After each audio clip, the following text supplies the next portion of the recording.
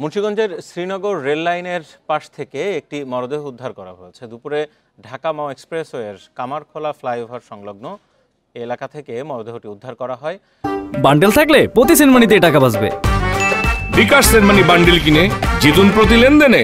Srinagar fire সার্ভিসের station কর্মকর্তা দেওয়ান আজাদ হোসেন জানান, চেহারা সহ মাথার একটি বড় অংশ বিচ্ছিন্ন হয়ে যাওয়ায় মরদেহের পরিচয় শনাক্ত করা সম্ভব হয়নি।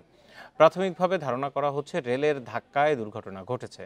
রেলওয়ে স্টেশন পুলিশের কাছে মরদেহ হস্তান্তর করা হয়েছে। পরবর্তীতে আইনগত ব্যবস্থা নেবে রেলওয়ে পুলিশ।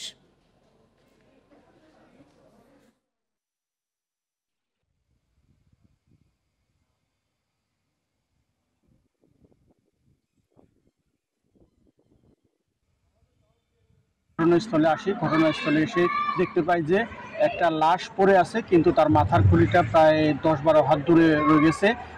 মাথার খুলিটা এমনভাবে বিচ্ছিন্ন হয়ে গেছে যে তাকে চেনা শনাক্ত করা খুবই কষ্টকর। তবে এটা পুরুষের লাশ। আমরা লাশটা উদ্ধার করে রেলওয়ে পুলিশকে খবর দিই।